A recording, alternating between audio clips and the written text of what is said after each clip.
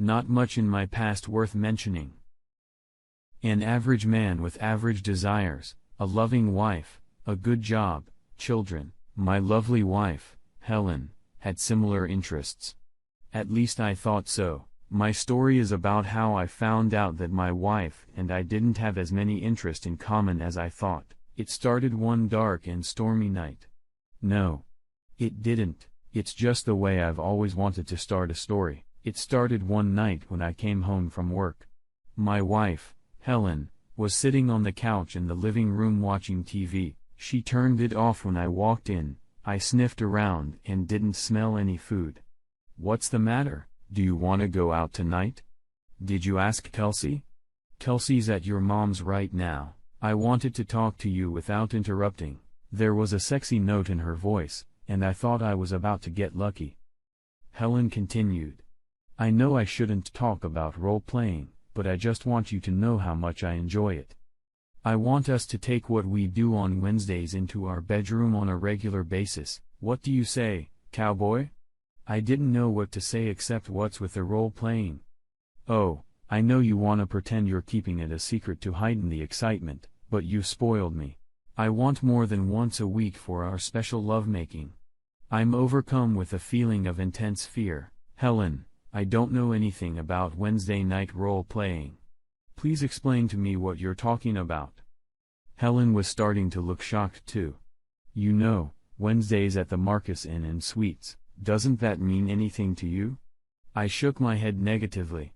"Oh my God, you emailed me about 6 weeks ago that you'd found a way to revitalize our sex life. I should go to room 301 at the Marquis Hotel. I had to undress, put on the mask lying on the night table and lie naked on the bed. I didn't move even when you came in and tied me to the bed. After you made love to me, you would untie me and leave. I wasn't supposed to take off my mask until you left. We were supposed to pretend we were having an affair and keep secrets from each other. It was supposed to make sex so much more enjoyable for us. You said we couldn't talk about it for a week. I couldn't believe how wonderful it was. We were having sex differently than we ever had before. Okay. Please tell me it was you." Tears came to her eyes. "I'm so sorry, Helen. I've never been to the Marquis with you or anyone else. Are you telling me that I've had sex with someone other than my husband 6 times? She ran to the bathroom and threw up. After cleaning herself up, she went back into the living room where I sat in complete shock. "Cal, you have to forgive me. Honestly, I thought it was you. I was so happy. Now I feel like an idiot. Someone tricked me. Hell, that's why he never talked to me in the room. He wanted me to keep thinking it was you.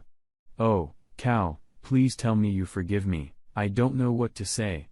It just seems so strange. How could someone do this to us and why? How could you be with him 6 times and not realize it wasn't me?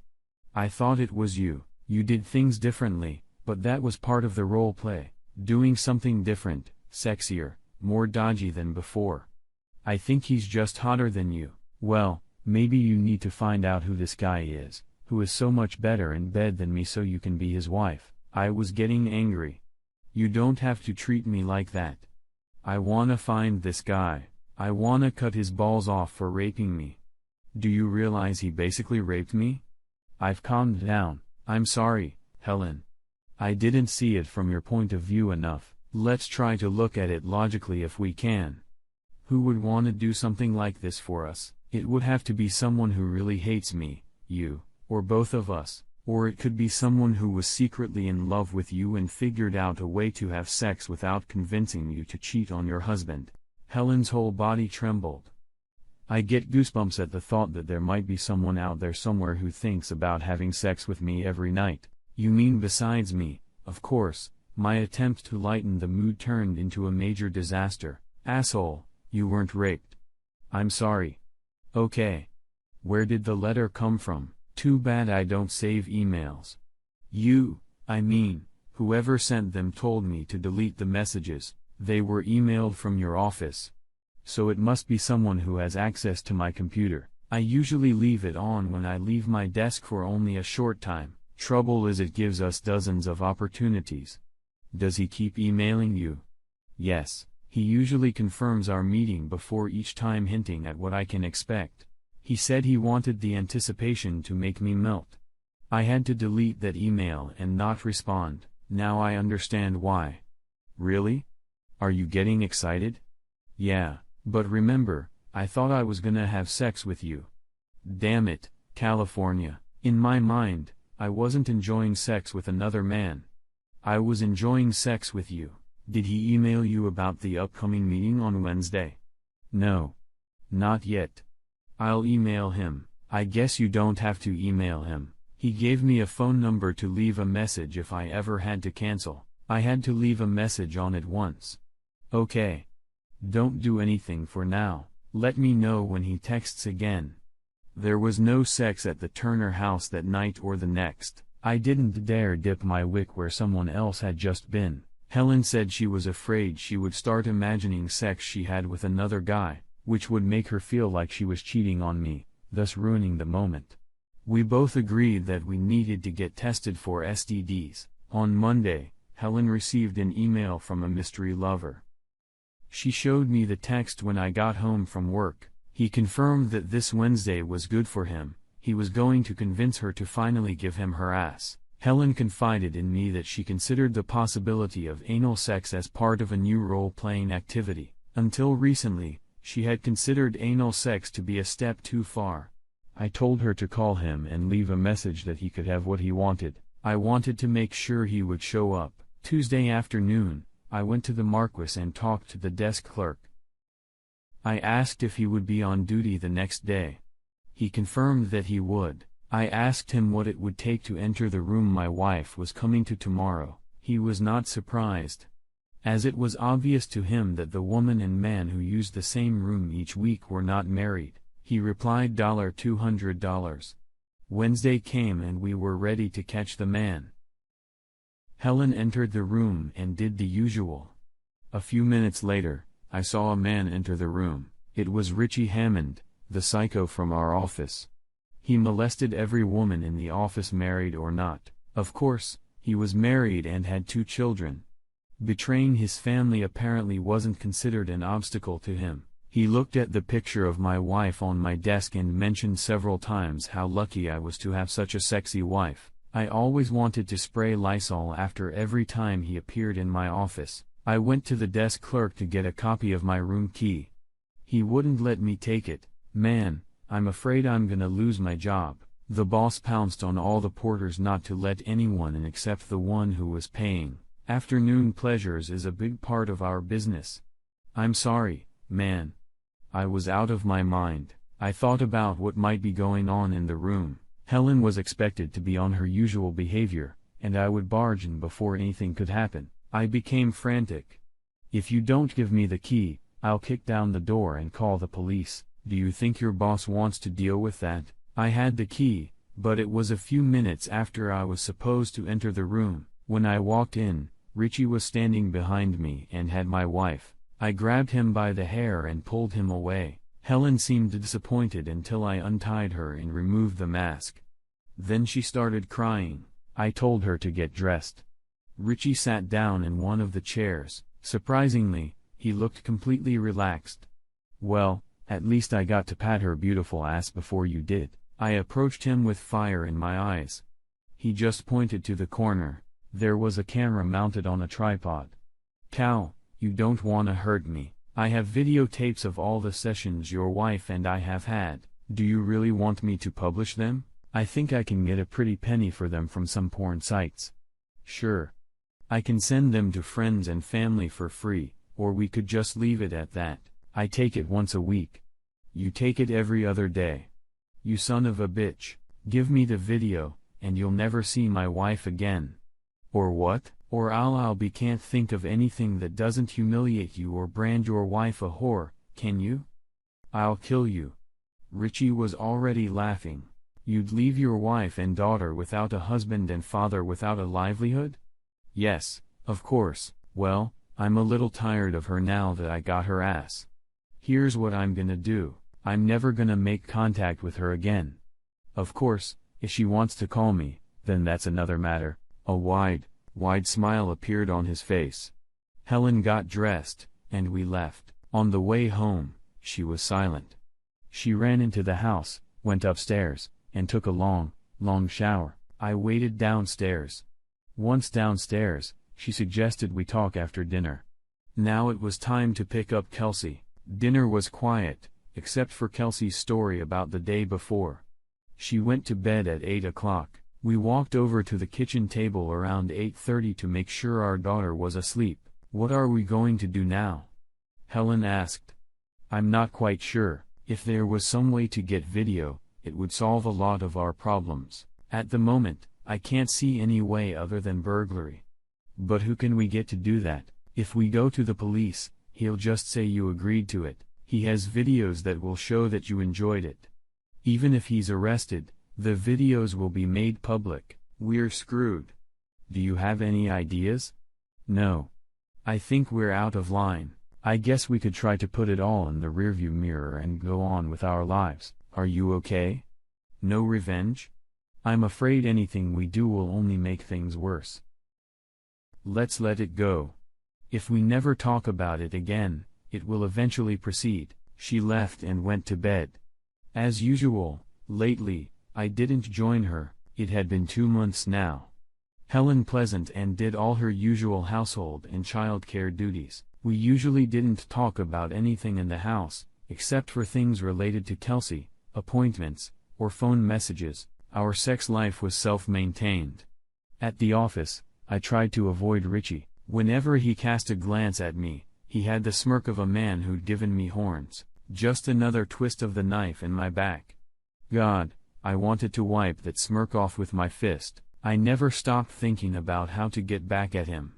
And I never gave up on my goal. In the midst of one of my revenge dreams, I got a phone call.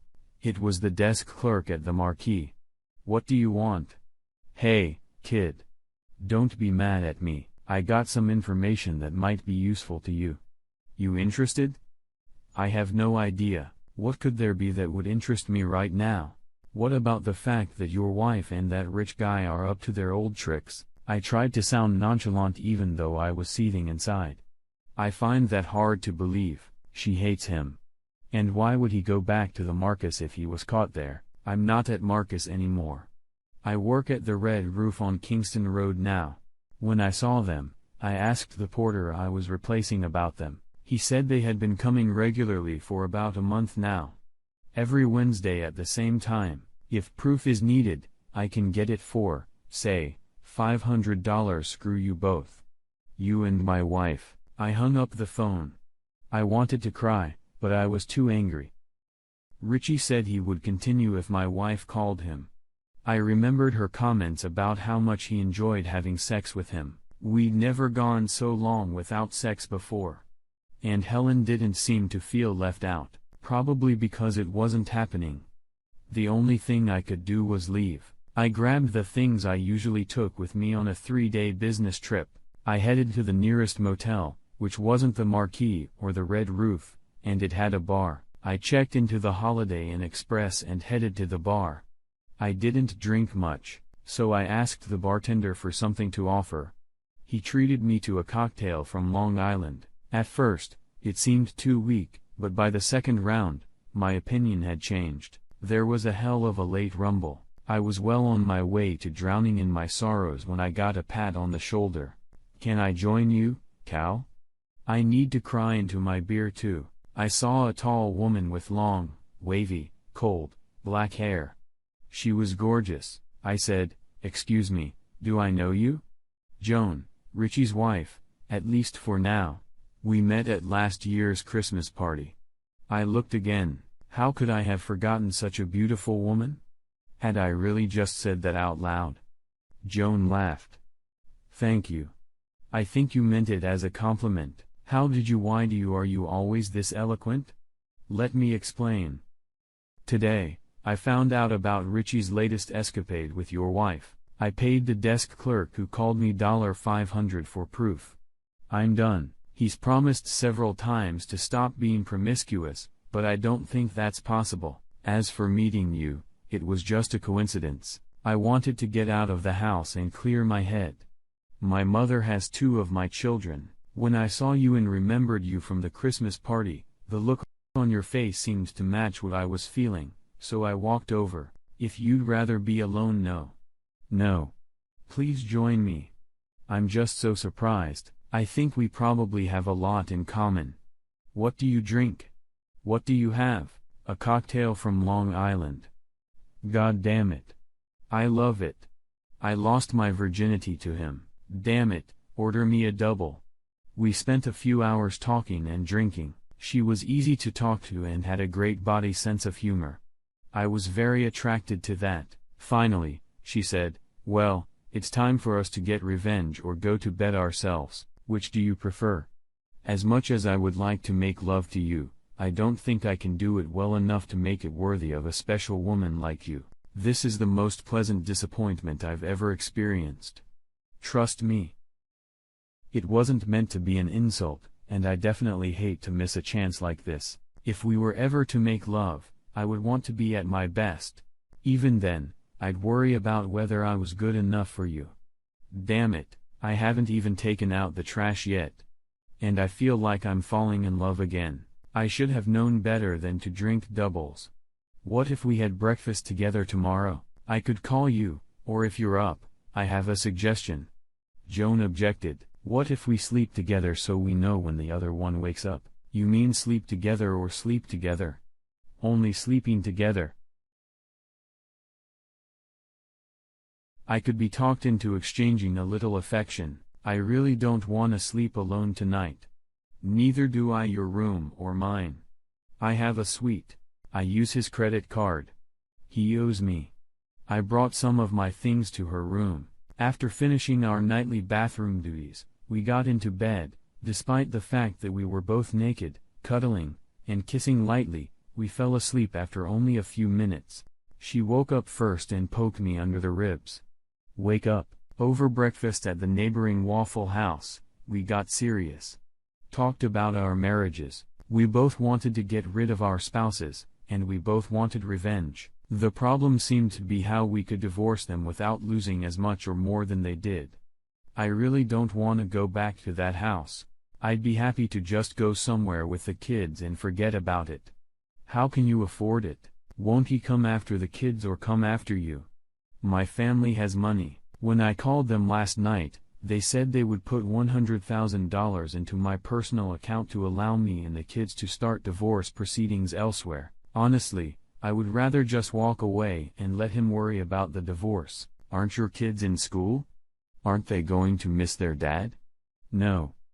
I homeschool them, and he only agreed to have kids because it was a condition of marrying me. I had my tubes tied after the second one.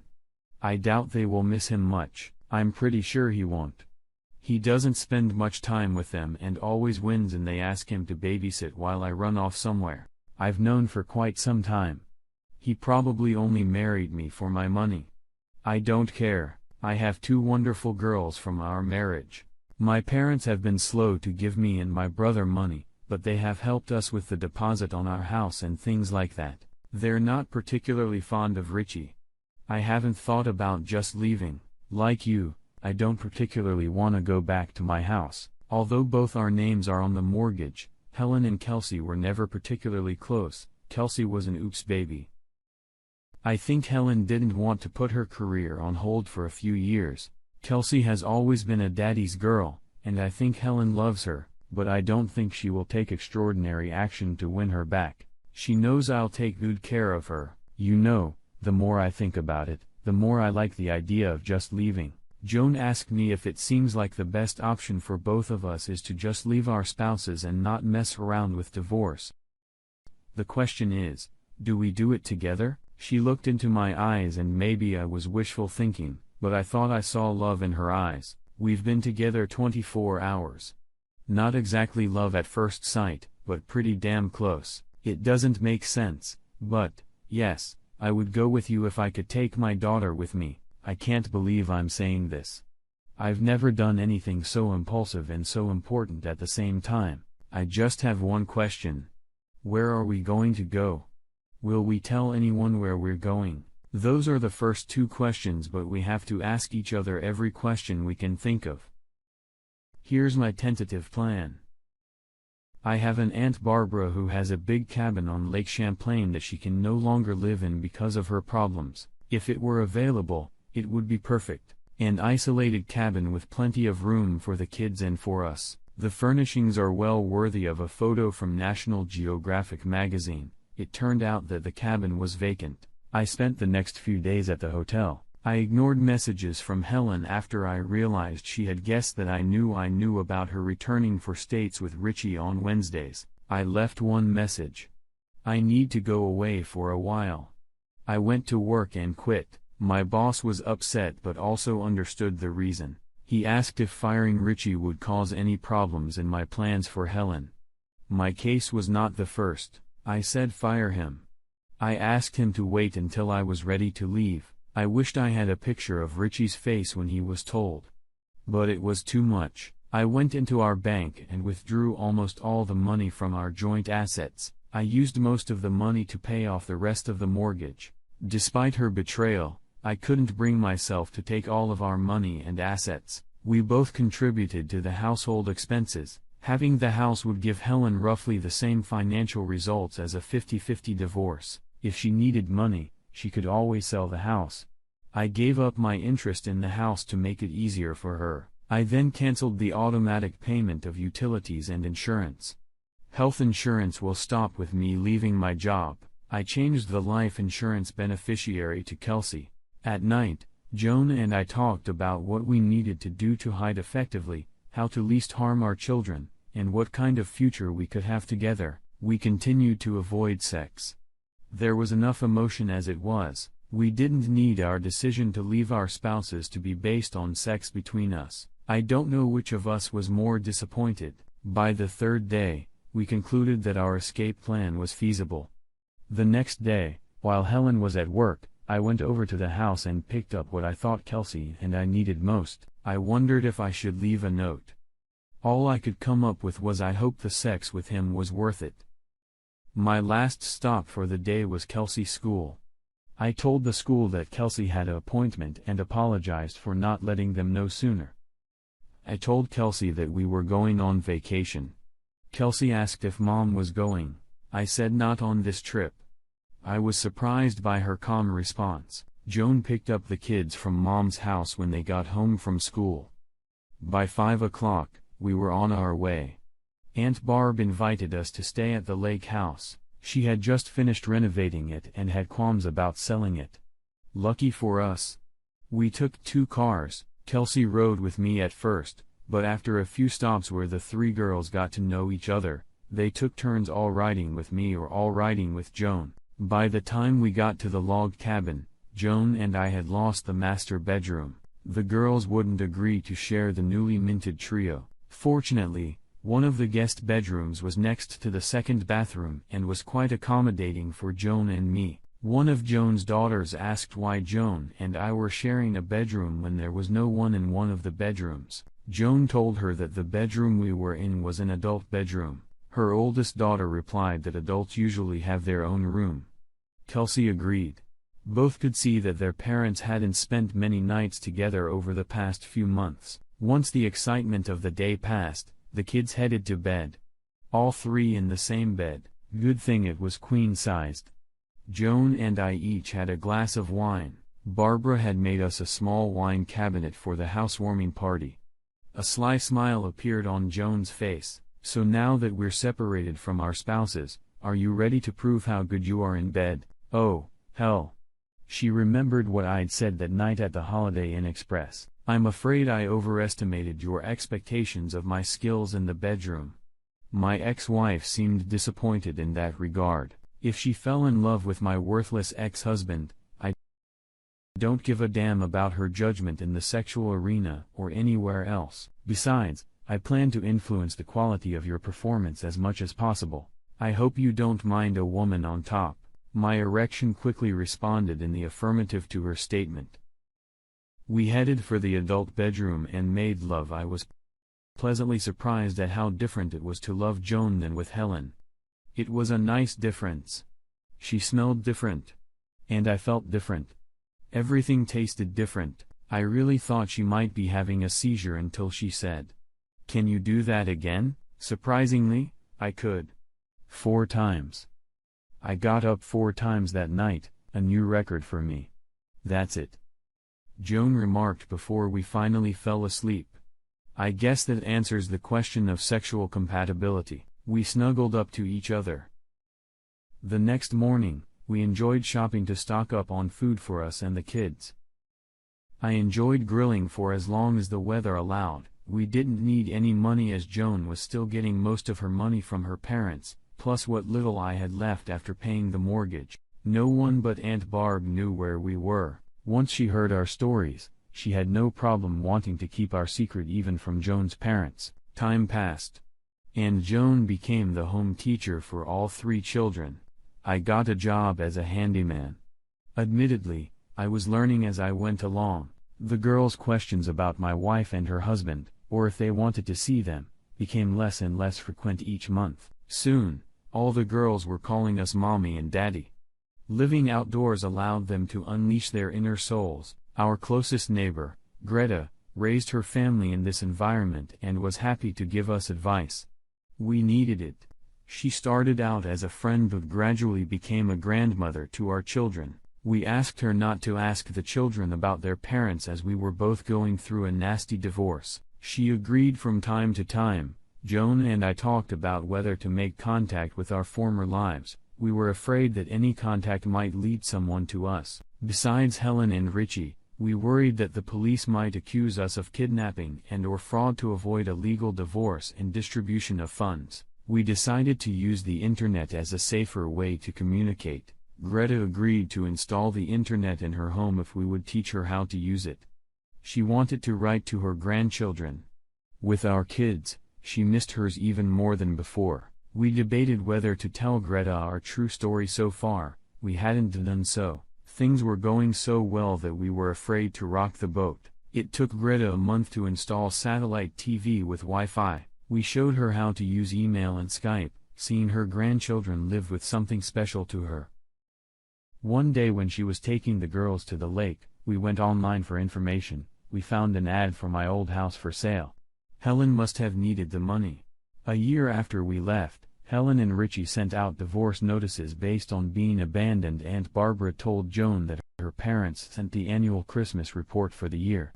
Joan's mother attached a personal note to Barb's letter because she knew that her daughter and Barb were close. Barb suspected that Joan's mother had guessed where Joan was. The message was a warning to Barbara. Helen didn't give up on finding California. She hired a private detective who visited Joan's parents. The detective knew about Aunt Barbara. She told her to expect someone to be sniffing around soon. She didn't call because she was afraid her calls might be tapped. Joan's mother watched a lot of spy movies. Barbara advised Cal and Joan to hurry up. We didn't have enough money to make a big move unless we were sure we'd get more money soon after the move. Instead of asking Joan's parents for help, I decided to take a chance and wrote to my old boss to find out where to look for a job. He replied that a private investigator had contacted him. My boss told him that he was pissed that I hadn't warned him, and he didn't care where I was. He then asked me if I liked Flagstaff, Arizona. I said I didn't know because I had never been there. He said there was an opening for a branch manager there. He agreed to set up an interview for me and assured me that I would get the job. I asked how he could guarantee that. He said his brother, who had already tried to hire 2 employees at my old office, was hiring. We headed toward Flagstaff.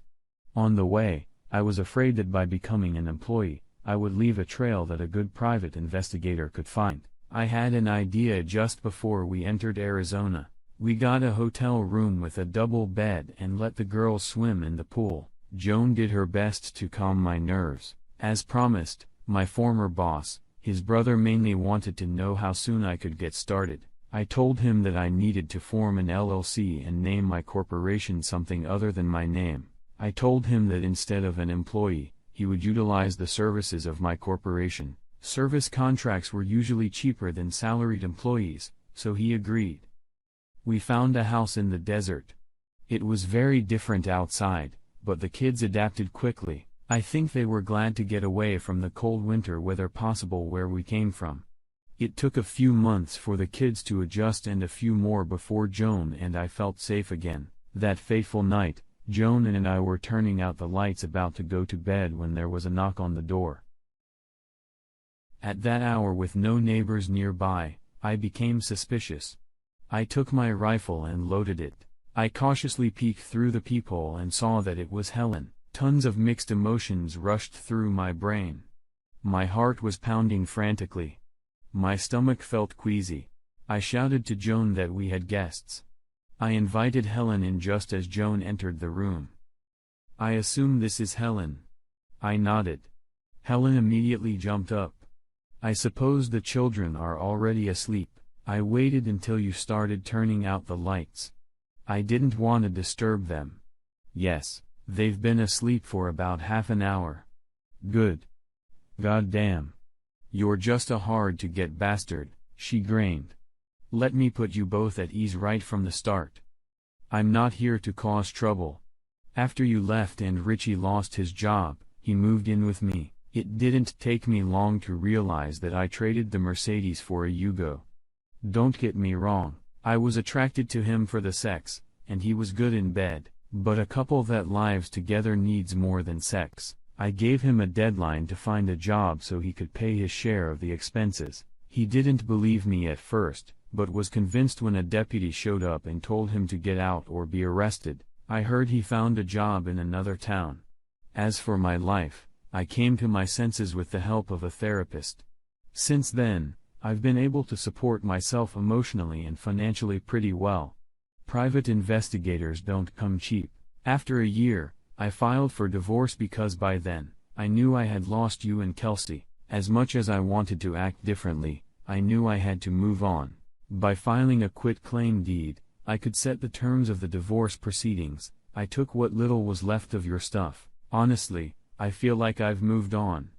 I actually have a man I am dating and have high hopes for. At least I'm sure I won't make the mistake I made with you. If you left Helen's ex, why are you here?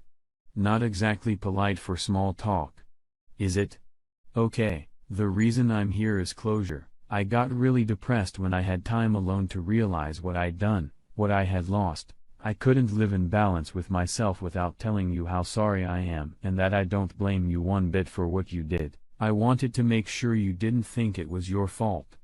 I pray that you don't hate me. I wish I could ask for your forgiveness, but I realize that's asking too much.